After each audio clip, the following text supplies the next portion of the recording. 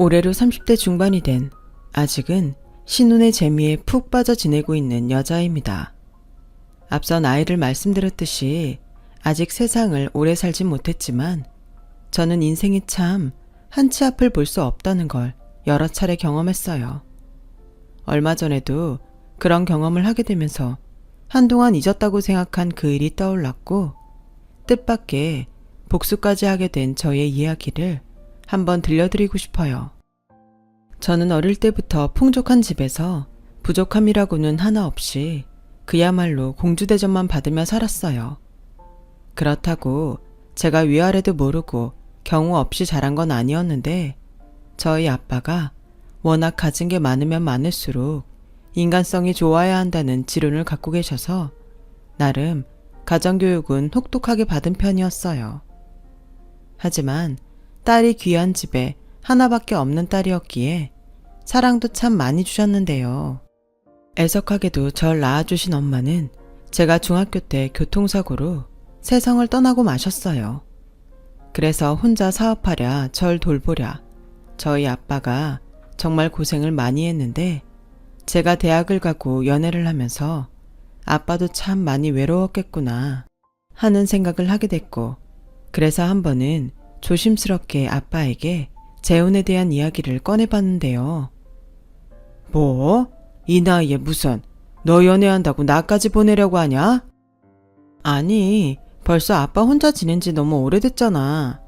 아빠가 왜 혼자야? 너랑 같이 보냈잖아.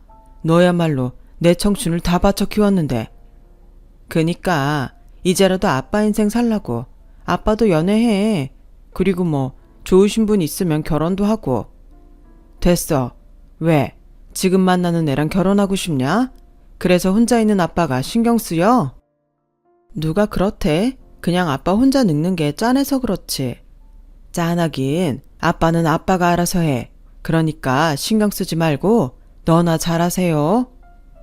생각해보면 아빠는 늘 그런 식이었어요. 언제나 자기가 다 알아서 한다고 신경 쓰지 말라고 했는데 막상 어른이 되니 아빠의 그 말이 그렇게 짠할 수가 없더라고요.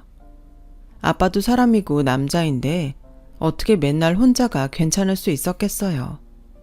하지만 철모르던 저는 아빠의 그 말을 정말 고지고대로 들었는데 크고 나서 철이 들었는지 아빠의 그 말이 나중엔 속상했죠. 하지만 어릴 땐 철이 없어도 한참 없었어요. 사춘기 시기에 엄마를 떠나보내야 했기에 마치 저 혼자만 세상이 끝난 듯 아빠 속상한 건 살피지 못했거든요. 그리고 서툰 아빠의 노력에도 못난 소리를 많이 했는데 지금도 아빠가 처음 싸준 소풍 김밥을 잊을 수가 없어요. 아마도 아빠가 태어나 처음으로 싸본 김밥일 텐데 속이 다 터져 엉망이 된 그 도시락이 저는 싫었어요. 그게 저에겐 더 이상 엄마가 없다는 걸 확인시켜주는 것 같았으니까요. 하지만 그즈음 제가 선을 넘도록 버릇없이 굴어도 아빠는 화를 내거나 절 혼내지 않으셨어요. 원래 성격이라면 몇 번이고 불호령이 떨어졌을 텐데 상황이 상황인지라 아마도 아빠는 자기가 저에게 화를 내면 제가 엇나갈 거라고 생각한 듯 했었죠. 그리고 그 뒤에도 아빠는 제가 말하는 건 모두 들어주시라고 했어요.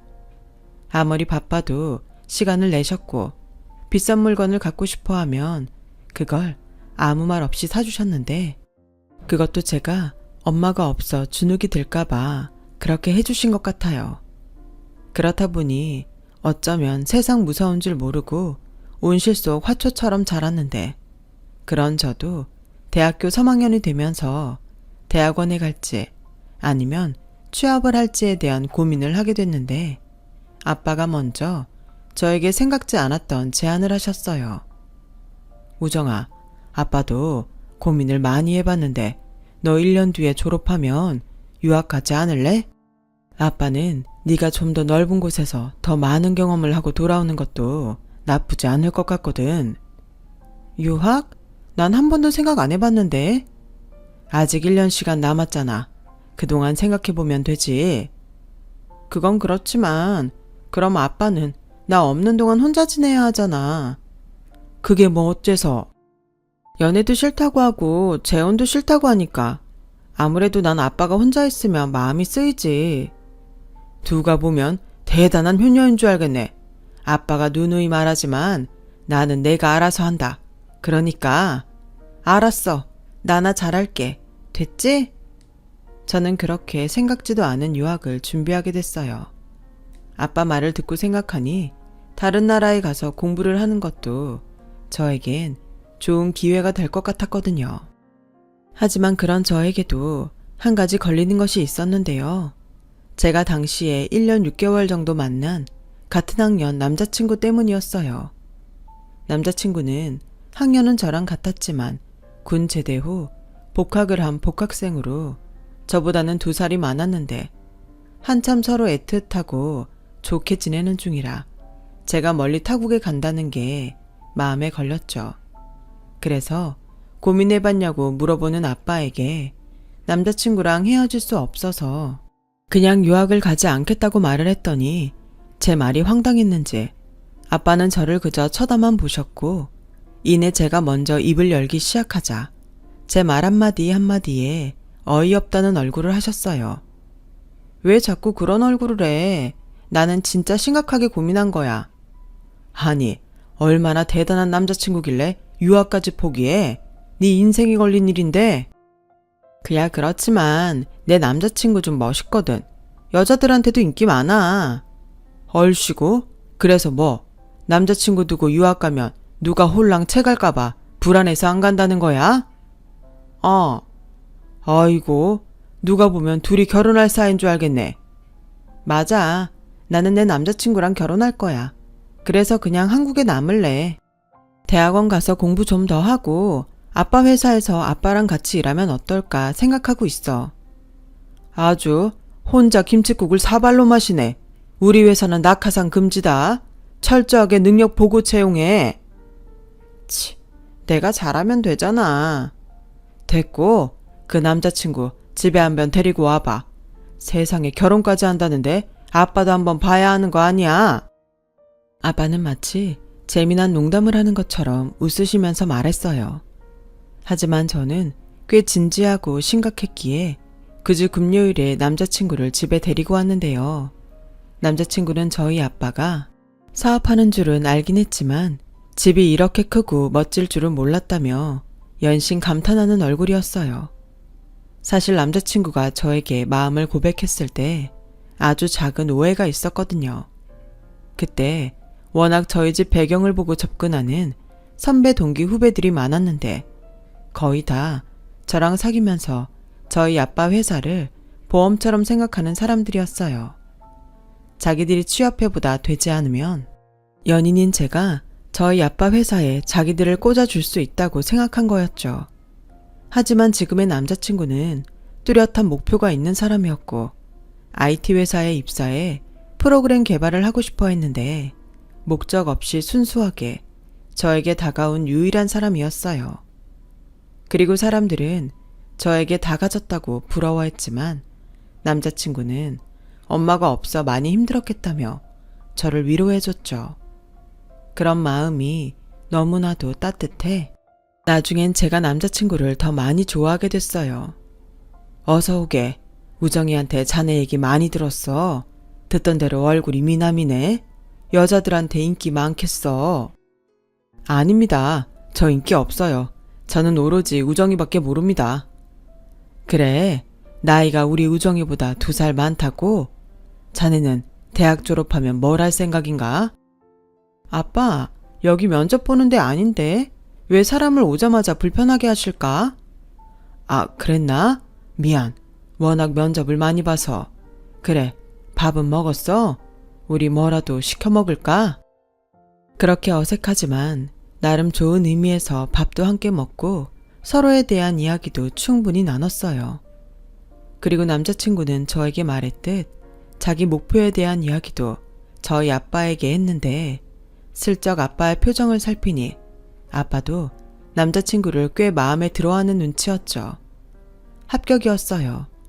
그리고 아빠는 잠시 뜸을 들이더니 남자친구에게 저와 함께 유학을 가면 어떻겠냐고 또 생각지도 못한 제안을 하셨는데 순간 남자친구 얼굴이 당황한 듯 굳어버렸어요. 저희 집이 그 정도 형편은 안 돼서요. 우정이한테 듣긴 했는데 저도 우정이는 유학 가는 것이 더 좋겠다고 생각합니다. 그래, 우리 딸은 자네를 누가 채갈까봐 불안해서 유학을 못 가겠대. 아빠, 왜 내가 없는 말 했냐? 그래서 내가 미래의 사위라고 생각하고 투자하는 거야. 자네 유학 자금도 내가 낼 테니 부모님이랑 상의하고 나한테 답을 주겠나? 네? 그게 무슨... 우정이도 우정이지만 자네한테도 유학은 좋은 경험이 될 거야. 그쪽 분야는 스펙이 더 중요하잖아. 둘 다 한 3년에서 5년 정도는 공부하면 좋을 것 같은데. 물론 가기 전에 약혼 정도는 해야겠지? 자네가 나중에 마음 바뀌면 안 되니까. 아빠! 자, 오늘은 여기까지. 다음엔 더 깊은 대화를 나눠보세. 그렇게 아빠는 안방으로 들어가 버리셨어요. 그리고 아빠가 쏘아 올린 작은 공은 큰 파장을 일으켰는데 아직 둘 다 나이가 어리긴 했지만 남자친구의 집에서는 저희 아빠의 제안이 솔깃했는지 저를 한번 불러보시고는 바로 약혼을 하자고 하셨어요. 내가 우리 승우한테 들었는데 아빠가 혼자 힘들게 키웠다고? 남자 혼자 여자아이 키우는 게 보통 힘든 게 아니었을 텐데 아빠 정말 대단하시다. 그러면서도 훌륭하게 회사까지 잘 운영하시고 이렇게 우리 아들한테도 기회를 주시다니 내가 정말 몸둘 바를 모르겠어. 정말 고마워. 사실 우리 집이 조금만 더 형편이 좋았다면 하는 생각을 늘 했거든. 내 아들이긴 하지만 제가 머리가 좋아. 내가 뒷받침만 제대로 해줄 수 있으면 뭐라도 될 인물인데. 네, 알아요. 그래서 저희 아빠도 오빠한테 그런 제안을 하셨을 거예요. 저희 아빠가 능력 있는 사람 좋아하시거든요. 저도 오빠랑 같이 유학 가면 안심되고 서로 좋을 것 같아요. 그래, 그러니까 졸업하면 아버님이 말씀하신 대로 바로 약혼해라. 나는 대환영이야. 우정이 같은 며느리가 생긴다니 경사지? 경사고 말고. 남자친구의 어머니는 저를 정말 반겨주셨어요. 남자친구의 집은 남자친구가 군대에 있을 때 아버님이 돌아가셨고 실질적인 수입이 뚝 끊겼는데 돌아가신 아버님 앞으로 많은 빚도 있어서 살던 집을 팔고 월세 생활을 하고 있었어요. 평생 전업주부로만 살았던 남자친구의 어머니는 그제야 식당 일과 청소 등의 일을 하며 돈을 벌기 시작했다고 하는데 안 하던 일을 하다 보니 아프지 않은 곳이 없다고 했어요. 그래서인지 남자친구는 그런 자기 어머니에 대한 걱정이 많았죠. 엄마, 나 유학 가면 너무 무리하지 말고 쉬엄쉬엄 해. 그리고 내가 돌아오면 우리 엄마 꼭 호강시켜줄 테니까 조금만 참아. 알았지? 그래, 우리 아들밖에 없다. 그리고 우정아, 이제부터는 나를 네 엄마라고 생각해라. 네가 그동안 받지 못한 엄마의 사랑, 그거 내가 너한테 전부 줄게. 우리 잘 지내보자. 저는 엄마의 사랑을 주시겠다는 남자친구 어머니 말에 이루 말할 수 없는 감동을 받았어요. 그리고 그 뒤 정말로 저를 많이 예뻐해 주셨는데 거짓말 조금 보태서 하늘에 계신 저희 엄마가 다시 돌아온 착각을 할 정도였어요. 맛있는 음식은 물론이고 계절이 바뀌면 오다가 너무 예뻐서 샀다며 제게 옷이며 액세서리 같은 선물을 주시곤 했는데 이런 분이라면 저도 친엄마처럼 믿고 따를 수 있다고 생각하게 되었죠. 그렇게 대학 졸업반이 되었어요. 저와 남자친구는 대학을 졸업하면 바로 유학길에 오를 생각이었는데 사람 일이 한치 앞을 볼 수 없다고 하루아침에 청천벽력 같은 일을 당하게 됐어요. 바로 저희 아빠가 쓰러졌다는 소식을 듣게 된 거죠. 저는 너무 놀라 아빠가 있다는 병원으로 달려갔고 내내 아무 문제 없다고만 생각했던 아빠의 사업이 기술 유출을 당하면서 투자와 유통이 막히는 위기에 놓였다는 걸 알게 되었어요. 알고 보니 회사는 꽤 오랫동안 자금난을 겪으며 위기였더라고요. 하지만 아빠는 저에게 아무런 내색도 하지 않았는데 병원에 달려온 저를 보고도 자기는 괜찮다고 아빠가 다 알아서 할 수 있으니 걱정하지 말라는 소리를 하는데 눈물이 왈칵 쏟아졌어요. 아빠가 저렇게 쓰러질 만큼 힘들었는데 남자친구랑 약혼하고 유학 갈 생각에 부풀어 있었다니 저는 제가 용서가 되지 않았죠. 그래서 고민 끝에 남자친구에게 전화를 걸었고 나오지 않는 말을 애써 쥐어짰는데요. 남자친구의 반응은 저를 더욱 당황하게 했어요. 저기 있잖아. 아무래도 우리 유학은 다음으로 미뤄야 할 것 같아. 우리 아빠가 쓰러지셨어. 뭐? 왜? 어디 아프셔? 아니, 회사가 좀 어렵나 봐. 이런 판국에 유학은 무리일 것 같아. 뭐야? 그럼 미루는 게 아니라 취소하자는 거야? 회사가 그만큼 어려워? 나도 잘 모르겠어. 근데 아빠가 내색을 안 했을 뿐이지 꽤 오래전부터 힘들었나 봐. 난 그것도 모르고. 정말? 아니 너는 딸이면서 여태 그런 것도 몰랐어? 그래서 아버님이 직접 유학 가지 말래? 그건 아닌데. 그럼 괜찮은 거 아니야? 원래 회사는 회사고 사장은 사장이잖아. 아버님 재산 있으면 괜찮은 거 아닌가? 뭐? 저는 순간 남자친구가 다른 사람인 줄 알았어요. 여태 만나면서 저런 식의 이야기를 들어본 적이 없었거든요. 게다가 저희 아빠가 쓰러졌다고 했는데 괜찮으시냐는 말도 없으니 내가 사람을 잘못 봤나 싶은 생각도 들었어요. 하지만 사람이 힘들면 기대고 싶잖아요. 저는 남자친구와 그의 어머니에게 그러고 싶었던 것 같아요. 그래서 그들이 예전 같지 않다는 걸 어렴풋이 느끼면서도 애써 인정하지 않으려고 했는데 한 달 정도 계속 저희 아빠 회사가 괜찮은지만 물어보던 남자친구는 급기야 술을 잔뜩 먹고서 저에게 하지 말아야 할 말을 쏟아내더군요. 아니, 기껏 가만히 있는 사람 유학 가라고 바람 다 집어넣고 이제 와서 이러면 나는 어떡해. 내 친구들은 전부 이미 취업이 결정됐는데 나는 너만 믿다가 이게 뭐냐? 유학도 못 가고 취업도 못 하고 니네 아버지는 왜 하필 이걸 지금 터뜨려? 설마 일부러 그런 거 아니야? 자기야, 자기 지금 너무 취한 것 같은데 지금 실수하는 건 알고 있니? 실수? 웃기고 있네. 남의 인생 망쳐놓고 지금 나더러 실수라고 했냐? 나 이미 동네방네 유학 간다고 다 말했어. 우리 엄마도 자기 아는 사람들한테 죄다 그렇게 말했는데 우리 이제 쪽팔려서 어떻게 사냐? 너 어떻게 보상할래? 저는 남자친구에게 보상이라는 말을 듣고 정신이 번쩍 났어요. 아무리 제정신이 아니라고 하지만 서로 사랑한 사이에 그 선은 넘지 말아야 한다고 생각했죠. 그래서 일단은 전화를 끊자고 했어요.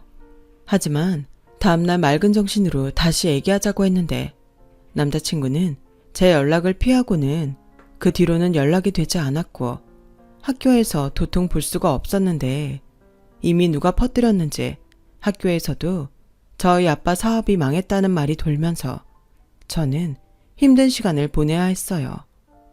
그리고 계속해서 저를 피하는 남자친구에게도 서운한 마음이 커져 무작정 남자친구 집에 찾아갔는데 마침 그날이 쉬는 날이셨는지 장을 보고 들어오시는 그의 어머니와 집 앞에서 마주치게 됐어요.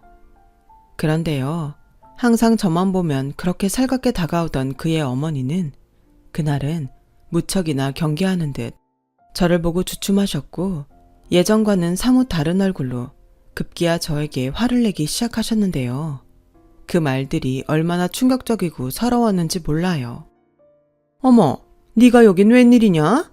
남의 금쪽 같은 아들 신세 망쳐놓더니 무슨 낯짝으로 여길 와? 어머니? 여기에 그런 사람이 있니?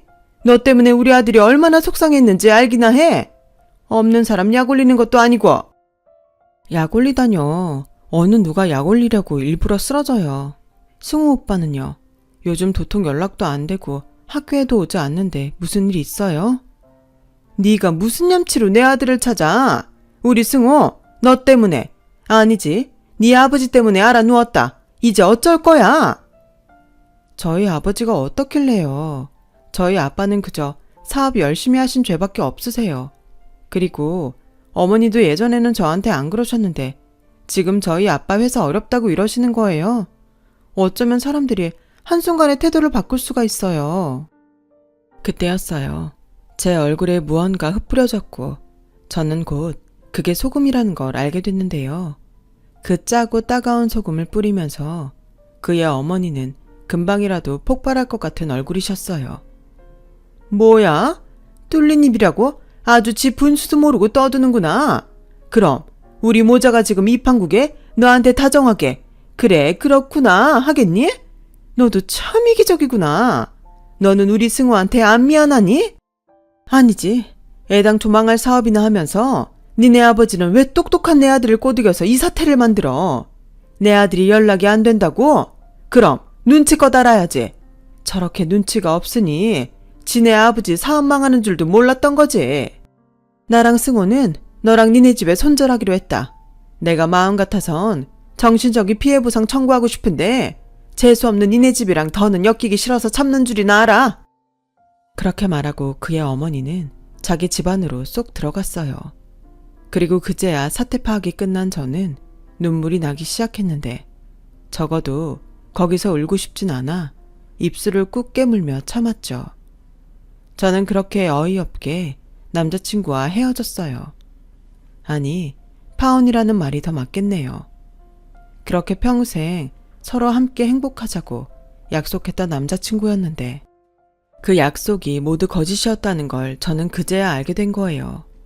그리고 저는 다신 이런 일을 겪고 싶지 않기에 이제부터라도 강해져야겠다고 마음을 먹었고 그렇게 학교 졸업을 했어요. 다행히 아빠도 퇴원을 하셨고요. 하지만 아빠의 퇴원은 사실 시기상조였어요. 병원에서는 또 쓰러질 수 있다고 아빠의 퇴원을 말렸는데 회사가 위기에 처했는데 어떻게 자기가 병원에만 있을 수 있냐며 하도 고집을 부리셔서 제가 아빠와 함께 회사 일을 보는 것으로 아빠의 뜻을 따라주기로 했어요.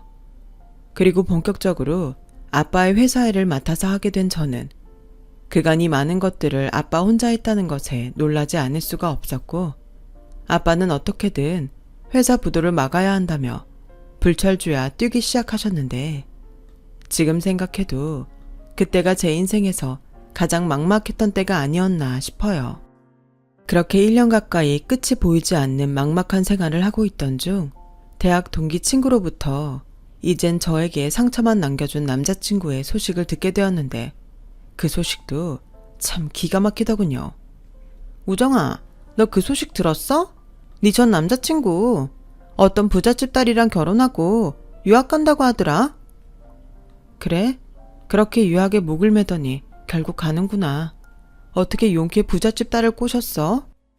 그러니까 아니라고 호박씨 깔 때는 언제고 그렇게 집안 따지고 조건을 따졌단다. 그거 봐. 내가 그 새끼 네 조건 보고 접근한 거라고 했지? 오히려 대놓고 네 조건 좋다고 말하는 놈들보다 그런 놈들이 더 음흉하고 악질이야. 그러니까 너 오히려 이건 잘된 일이다. 그런 놈이랑 진짜 결혼이라도 했어봐.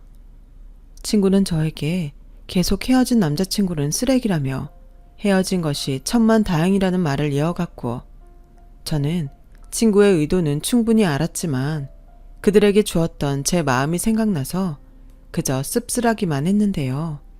원래 진짜 사랑은 그 사람이 힘들 때 옆에 있어주고 그 손을 잡아주는 거라고 하잖아요. 하지만 그들은 제가 내민 손을 오히려 뿌리친 꼴이었고 저희 아빠는 자기 때문에 모든 것이 망가졌다는 것에 그 밝았던 특유의 유머 감각도 잊어버리셨는데 그저 그런 놈을 알아보지 못한 제가 한심스럽게만 느껴졌죠. 그렇게 2년의 시간이 더 흘렀어요. 아빠 회사에서는 아는 사장님의 소개로 저와 비슷한 또래의 남자 직원이 들어오게 되었고 그 직원 능력이 좋다고 하더니 혼자서 일당백력화를 하는데 워낙 일을 잘하고 또 열심히 하니 아빠도 그렇고 저도 그 직원이 참 고마웠어요. 그래서 함께 일하며 조금씩 가까워지기 시작했는데 그러면서 얼마 남지 않은 직원들과 회사 분위기는 정말 화기애애했어요. 그리고 본래 그런 좋은 에너지가 결국엔 좋은 결과를 가져온다고 아빠의 회사는 안정을 찾아가기 시작했는데 결정적으로 시골에 계시던 할머니가 오랜 고민 끝에 선산을 팔고 그 돈을 아빠 회사에 지원해 주시면서 새로운 터닝포인트를 맞이하게 됐어요.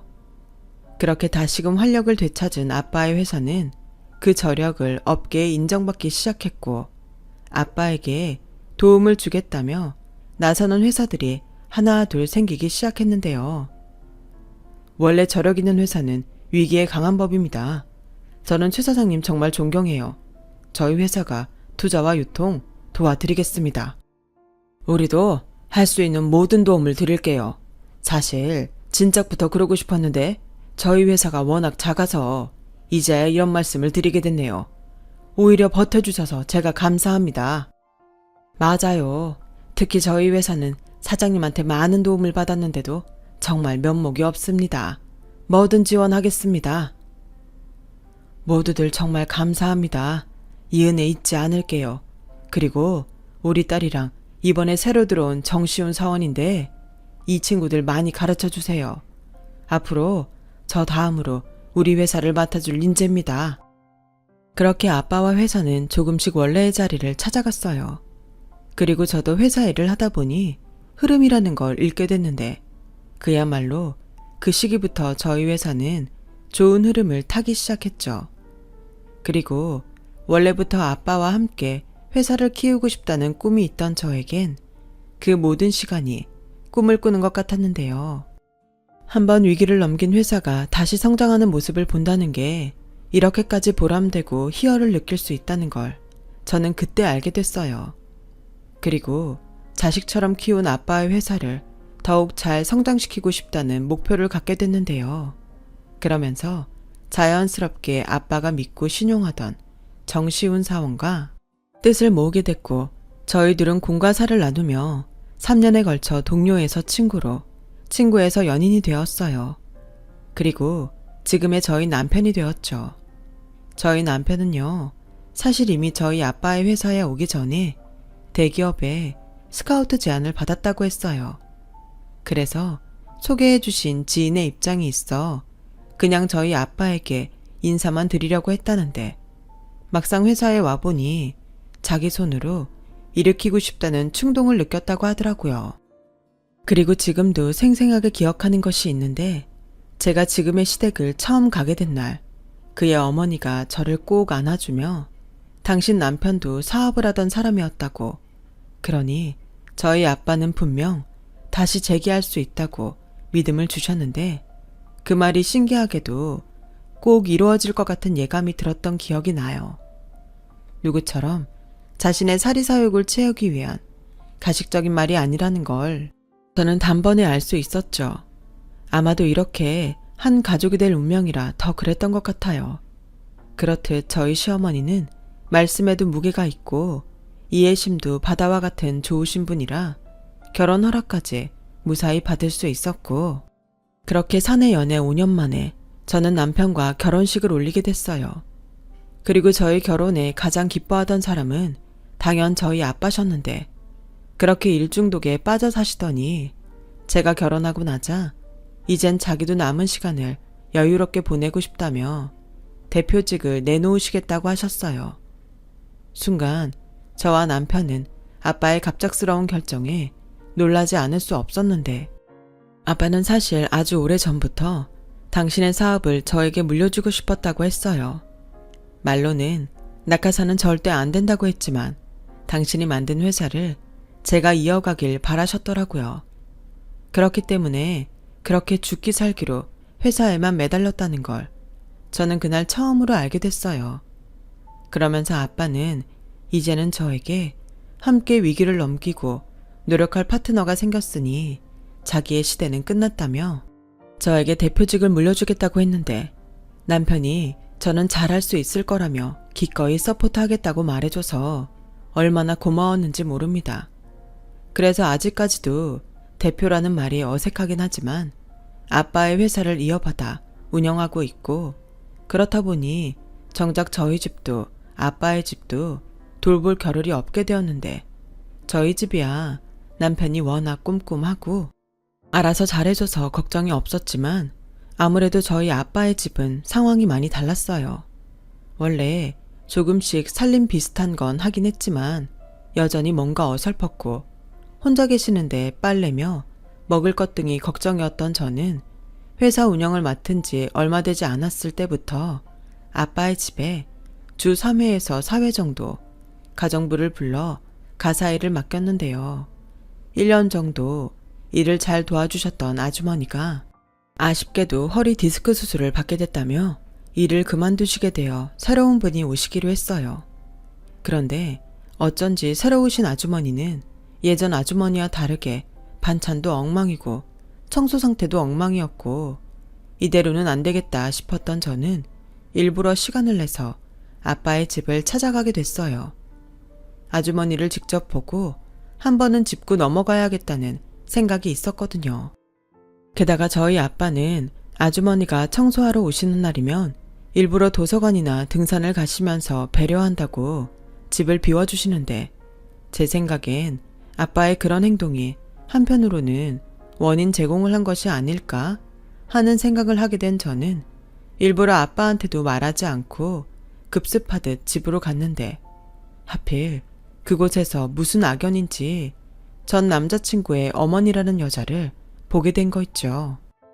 시간도 많이 지났고 그동안 무슨 고생을 했는지 그때보다는 더 폭삭 늙은 모습이었는데 본판은 바뀌진 않았어요. 그래서 저는 그 사람을 단번에 알아볼 수 있었죠. 그에 반면 그 아주머니는 저를 알아보지 못하는 눈치였는데 그도 그럴 게 주방에서 혼자 몰래 라면에 소주를 마시고 있더라고요. 아, 따님이 오실 줄은 몰랐는데 안녕하세요. 이번에 여기 가사일 맡게 된 정금숙입니다.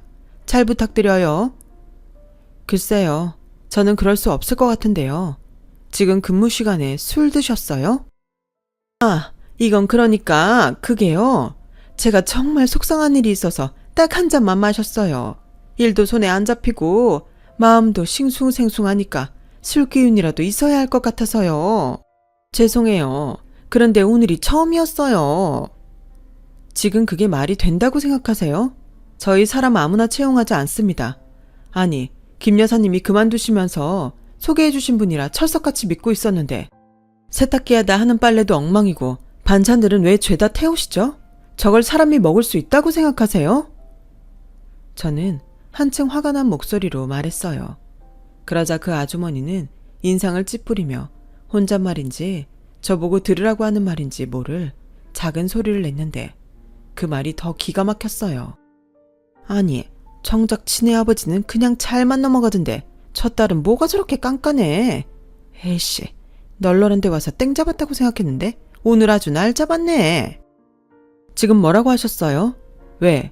저희 아버지가 아무 말 안 하시니 그냥 넘어갈 줄 알았어요? 어쩌면 돈 받고 일하면서 일을 이따위로 하세요? 저는 일부러 그 아주머니 앞으로 성큼 다가가며 그렇게 말했어요. 그러자 그런 제 얼굴을 뚫어져라 그 아주머니가 보셨는데 끝내 저를 알아보는 듯 얼굴이 달라지더군요. 너는 설마? 이제 알아보시겠어요? 저희 집 망했다고 제 얼굴에 소금 뿌리셨잖아요. 아니, 네가 어떻게 여기 있냐? 그럼 여기가 니네 집이야? 어머 세상에, 그럼 최 사장님이 니네 아버지? 아주머니는 순식간에 술이 깬 듯 놀라는 얼굴이었어요. 저와 남자친구가 정식 약혼 전에 그런 파국을 맞았으니 저희 아버지를 보지 못한 아주머니는 자기가 일하는 집 사장님의 딸이 저라는 걸 꿈에도 알지 못했고 덩달아 어디서 말을 듣기는 했는지 자기가 일하는 집 사장님이 자기 딸한테 회사를 넘겨줬다는 것까지 알고 있었는데 그게 저라는 사실에 자기도 모르게 놀라는 눈치였어요. 그럼 망했다던 니네 아버지가 사실은 망하지 않은 거야? 듣자 하니 여기 사장님 회사 엄청 잘 나간다고 하던데? 너 말해봐. 정말이니? 그게 이제 와서 뭐가 중요하죠? 됐고요. 당장 나가시고 내일부터는 오지 마세요. 뭐? 오지 말라고? 저기 얘, 그래도 우리가 예정이라는 게 있지 않니? 나도 너 그 일 있기 전까지는 진짜 딸처럼 생각했어. 우리 이렇게 다시 만난 것도 인연인데 나 좀 봐줘라. 내가 오죽하면 이 나이 먹고 남의 살림이나 하겠니? 그러게요. 아줌마 아들 부잣집에 장가가서 유학까지 다녀온 거 아니었어요? 그 아들이 효도한다고 하지 않았던가요? 그게 있잖니. 우리 아들 장가 못 갔어. 정말 치질이 복도 없는 게 결혼 전에 왜 오토바이를 탔는지 교통사고가 나서 지금 하반신 마비라 내가 아주 죽을 둥 살 둥 산다. 이왕 말이 나와서 하는 소린데 너 우리한테 돈 좀 빌려주면 안 되겠니? 월세 낼 때가 됐는데 돈이 없어. 내가 미쳤어요? 아줌마한테 돈을 주게? 게다가 이런 식으로 일하시면 이 일도 조만간 잘리실 것 같은데요. 됐고요. 그건 아줌마 사정이고 좌우당간 내일부터는 나오지 마세요. 뭐야? 네가 지금 좀 잘 산다고 내 앞에서 갑질하는 거냐? 이런 싸가지 없는 년. 돈만 많으면 다야. 왜? 너한테는 그런 일 안 일어날 것 같니? 사람 일 장담하는 거 아니다? 네, 너무 잘 알죠. 그런데 누구처럼 사람 힘들 때 소금 뿌리고 살진 않아요. 이것도 다 아줌마랑 그 아들 업보 아니겠어요? 뭐야? 그때였어요. 또 자기 성깔 못 이기는 아주머니의 손이 제 얼굴 위로 치켜 올라갔죠. 하지만 제 손에 이미 아주머니가 안주 삼아 끓여놓은 라면이 들려 있었고 그 냄비채로 그대로 아줌마 면상에 뿌렸는데 뜨겁지는 않았지만 라면을 뒤집어 쓴 아줌마는 라면 국물과 면발로 엉망이 된 얼굴로 치욕스러웠는지 한껏 소리를 지르고 그대로 저희 아빠 집을 나갔어요. 그 후 저는 그 아줌마를 소개한 여사님께 전화해 그 아줌마가 하고 간 짓을 말했고 여사님은 정말 죄송하다고 하시더라고요. 몸 잘 추스리시라 하고 그 아줌마는 당장 해고하겠다고 했죠. 다시 만나게 된 그 아줌마 인생도 참 답이 없다는 생각이 들더라고요. 아무튼 그 일이 있고부터는 그 모자에 대한 소식은 알지 못하는데 영원히 알지 못했으면 하는 바람이 있습니다. 물론 사람 일 한 채 앞을 볼 수 없지만 그냥 저들과는 인연 딱 거기까지길 바랄 뿐이에요. 그리고 그들도 세상 일 어떻게 될지 모른다는 걸 그때의 일로 부디 깨달았으면 좋겠는데 그게 과연 될지는 잘 모르겠네요. 아직 많은 세월을 산 건 아니지만 인생이란 게 뿌린 대로 걷는 것이 맞는 것 같아요. 열심히 살면 노력한 보람이 있고 자기 욕심에 양심을 버리면 결국 어떤 시기든 벌을 받게 되잖아요. 그래서 저는 앞으로 남은 저의 인생을 바르고 정직하게 또 가능하면 좋은 것들을 나눌 수 있는 사람이 되려고 합니다. 그러면 그 복이 결국 돌아서 저에게 또 다른 행복으로 돌아오겠죠. 지금까지 저의 이야기 들어주셔서 고맙습니다. 모두가 상처받지 않고 행복하게 살았으면 좋겠어요. 항상 건강하시고 좋은 일만 가득하길 바라겠습니다. 여러분, 사연 댓글에 응원과 현명한 조언 부탁드려요. 좋아요와 구독은 저에게 큰 힘이 됩니다. 오늘도 좋은 일 가득하세요.